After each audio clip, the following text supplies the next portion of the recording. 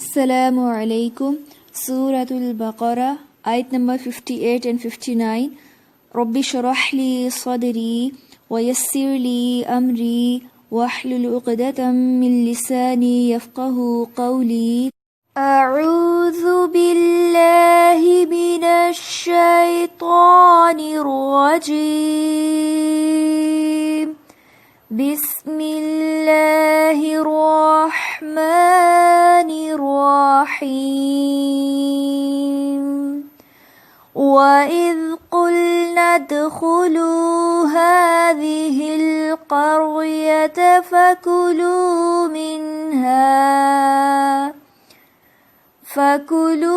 مِنْهَا حَيْثُ شِئْتُمْ رَغَدًا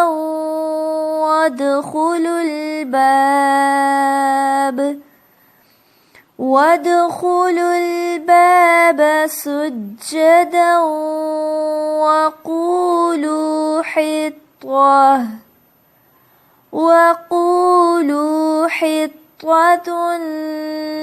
نَغْفِرْ لَكُمْ خَطَايَاكُمْ وَسَنَزِيدُ الْمُحْسِنِينَ۔ فَبَدَّلَ الَّذِينَ ظَلَمُوا قَوْلًا غَيْرَ الَّذِي قِيلَ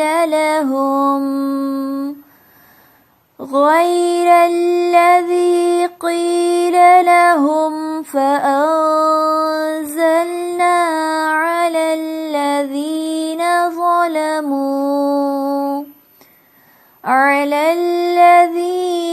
ظَلَمُوا رِجْزًا مِّنَ السَّمَاءِ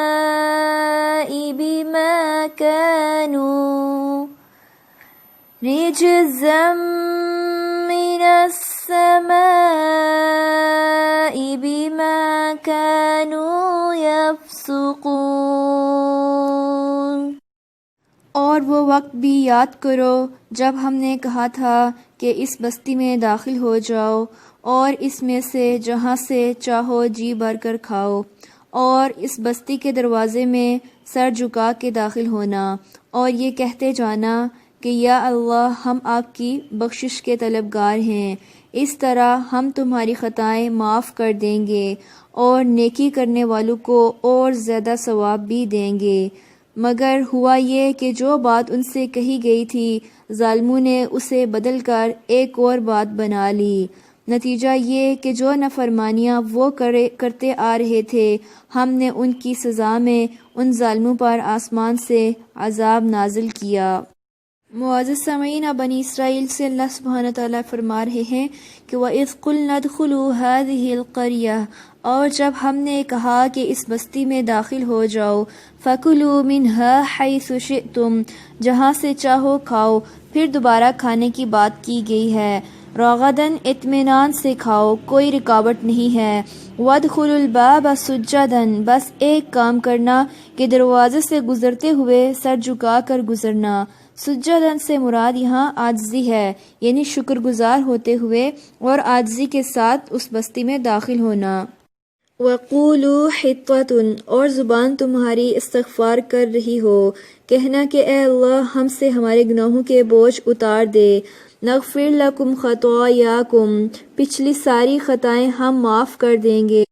وَسَنَزِيدُ الْمُحْسِنِينَ، اور ہم محسنین کو اور زیادہ دیں گے۔ لیکن بنی اسرائیل نے کیا کیا؟ انہوں نے حطتن کو بدل دیا اور مذاق اڑانے لگے۔ بہرحال اس آیت سے ہمیں کچھ باتیں پتہ چلتی ہیں۔ نمبر 1 یہ کہ اللہ سبحانہ وتعالیٰ نے کسی ملک یا شہر کا کھانا حرام نہیں کیا کہ ہم یہ کہیں کہ یہ فلاں ملک ہے لہٰذا یہاں سے کچھ کھانا یا خریدنا نہیں چاہیے۔ نہیں، جب تک کوئی شرعی عذر نہ ہو تو انسان کو اپنے اوپر کسی علاقے کا کھانا حرام نہیں کرنا چاہیے۔ اور دوسری بات یہ کہ روغدن کے لفظ میں 2 چیزیں آتی ہیں، ایک اطمینان بھی ہے اور دوسرے مرضی سے کھانا بغیر کسی رکاوٹ کے۔ بعض لوگ ایسے ہوتے ہیں کہ ویسے خوب کھا لیتے ہیں لیکن جب کسی کے سامنے ہوں تو کچھ نہیں کھاتے۔ وَادْخُلُوا الْبَابَ سُجَّدًا، کھانا منع نہیں ہے بلکہ کھانے کے بعد شکر ادا کرنا ضروری ہے، نماز ادا کرنا ضروری ہے۔ بعض لوگ کھانا پکانے میں اور پھر کھانے میں اتنا مشغول ہو جاتے ہیں کہ سجدہ ہی بھول جاتے ہیں۔ تو انسان کو بیلنس کرنا چاہیے، جسم کے تقاضوں کے ساتھ روح کے تقاضے بھی یاد رکھنے چاہیے۔ تیسری بات جو خاص طور سے اس کانٹیکسٹ میں سمجھ آتی ہے وہ یہ کہ جب اللہ سبحانہ و تعالیٰ کسی کو کامیابی نصیب کرے، فتح نصیب کرے، تو فاتح کو عاجزی کا اظہار کرنا چاہیے۔ جیسے کہ ہم دیکھتے ہیں نبی کریم صلی اللہ علیہ وسلم کا جب مشن مکمل ہو گیا تو اللہ سبحانہ و تعالیٰ نے کیا حکم دیا؟ اذا جاء نصر اللہ والفتح ورأيت الناس يدخلون في دين الله افواجا فسبح بحمد ربك واستغفر۔ ایک اور بات یہ کہ کبھی انسان کو اپنی کامیابی پر یہ نہیں سوچنا چاہیے کہ میں بہت نیک ہوں، بہت اچھا ہوں، اس لیے یہ سب مجھے ملا ہے۔ اس موقع پر بھی کیا یاد رکھنا چاہیے؟ استغفار، کہ اے اللہ مجھے اپنے گناہوں کا احساس ہے، میری غلطیاں معاف کر دے۔ نغفر لکم خطایاکم، صرف تمہاری غلطیاں ہی معاف نہیں کریں گے بلکہ وسنزید المحسنین، اور محسنین کو اور زیادہ ثواب عطا کریں گے۔ محسن کون ہوتا ہے؟ وہ جو اللہ سبحانہ و تعالیٰ اور بندوں کے معاملے میں اچھا رویہ اختیار کرے۔ اللہ سبحانہ و تعالیٰ کی عبادت میں احسان کیا ہے؟ ایسے عبادت کرو گویا تم اللہ کو دیکھ رہے ہو۔ اور بندوں پر احسان کیا ہے؟ کہ ان کی مدد کرو خواہ وہ تمہاری مدد بھی نہ کریں۔ لیکن بنی اسرائیل نے کیا کیا؟ فَبَدَّلَ الَّذِينَ ظَلَمُوا قَوْلًا، ظالموں نے بات بدل ڈالی، حکم ہی بدل دیا، غیر الذی، جو ان سے کہا گیا تھا وہ انہوں نے نہیں کیا۔ کیا کہا گیا تھا؟ حتتن کہو، لیکن بنی اسرائیل نے کیا کہا؟ حنتتن مطلب گندم، یعنی مذاق ہی بنا دیا اللہ سبحانہ وتعالیٰ کے حکم کا۔ اللہ نے پھر کیا کیا؟ فَأَنزَلْنَا عَلَى الَّذِينَ ظَلَمُوا، اتارا ہم نے بھی ان پر جنہوں نے ظلم کیا۔ کیا اتارا؟ رجزا من السماء، آسمان سے عذاب۔ ہو سکتا ہے کہ وہ کڑک تھی، پتھر تھے، ہوا تھی یا بارش تھی، اللہ سبحانہ وتعالیٰ ہی بہتر جانتے ہیں کہ وہ کون سا عذاب تھا۔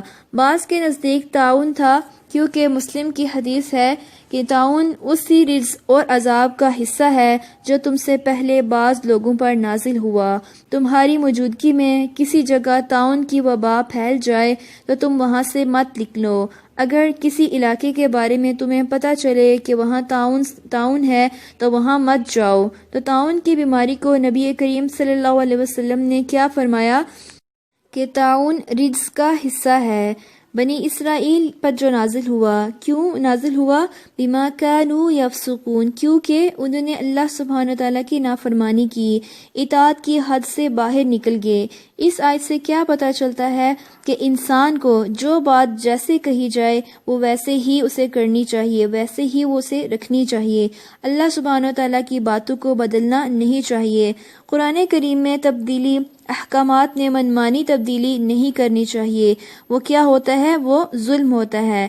دوسری بات یہ کہ کبھی بھی اللہ سبحانہ تعالیٰ کے احسانات پر انسان کو بگڑنا نہیں چاہیے۔ یہ نہیں سمجھنا چاہیے کہ مجھ پر تو اتنے احسانات ہیں، اب میں جو چاہوں کروں۔ کبھی مت بھولیں، اگر نافرمانی کرنے کے بعد کسی پر اگر فوری طور پر سزا نہیں آتی تو ایسا انسان بے فکر نہ ہو، کیونکہ اللہ سبحانہ تعالیٰ ایک وقت آتا ہے کہ اس کی پکڑ کو سخت کر دیتے ہیں۔ بما کانوا یفسقون، تو نافرمانی کی سزا آخرت کے ساتھ ساتھ بعض اوقات انسان کو دنیا میں بھی مل جاتی ہے۔ تو خلاصہ یہ ہے کہ بنی اسرائیل پر اللہ سبحانہ تعالیٰ نے بہت سے انعامات کیے، ان انعامات کو پا کر انہیں غلط فہمی ہو گئی کہ ہم تو چوزن پیپل ہیں، خاص لوگ ہیں، اب ہم جو چاہیں کریں۔